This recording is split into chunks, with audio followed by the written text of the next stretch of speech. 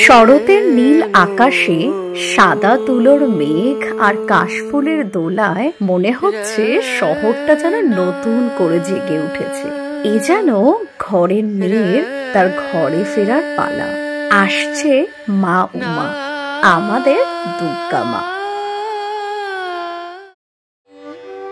শারদীয়া মানেই বাঙালির হৃদস্পন্দন, আর সেই হৃদস্পন্দনের শুরুটা হয় এখানে কুমারটুলিতে। এই গলিটা আমার কাছে বেশ মায়ের আঁচলের মতো। যতবার আসি মনে হয় আমি সেই ছোট্ট মেয়েটা হয়ে গেছি।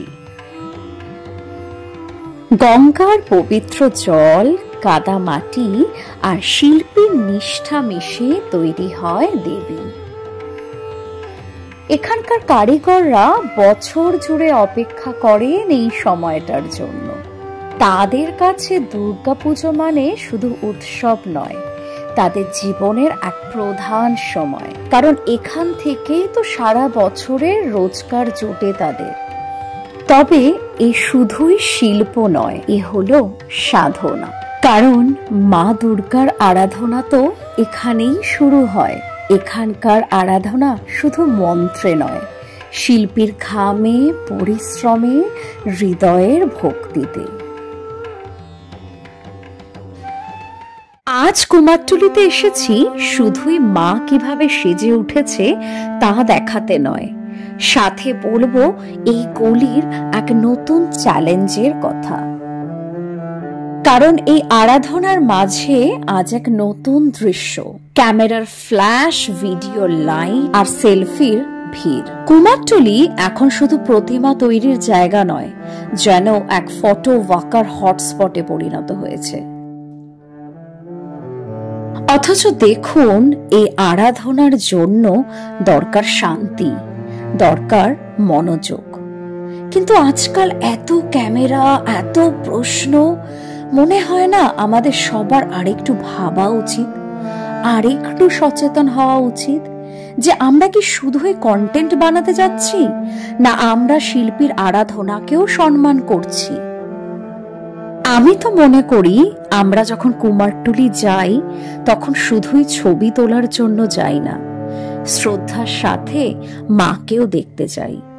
তাই আমরা কি পারি না একটু দূর থেকে ছবি তুলতে, একটু দূর থেকে ভিডিও করতে, যাতে শিল্পীর কাজে কোনো রকম বিঘ্ন না ঘটে? আসুন না আমরা সবাই মিলে কুমারটুলির এই জাদুকরী মুহূর্তটাকে সম্মান করি। ছবি তুলি, ভিডিও বানাই, সবই করি, কিন্তু শিল্পীর ভক্তি আর শান্তিটা নষ্ট না করে।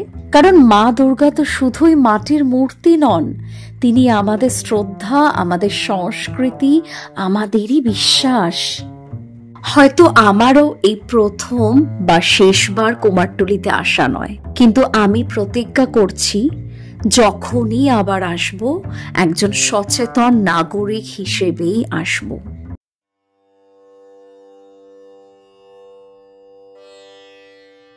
মূর্তি গড়া তো এক সাধনা, আর সেই সাধনাকে শান্তি দেওয়াটা আমাদেরই দায়িত্ব, তাই নয় কি?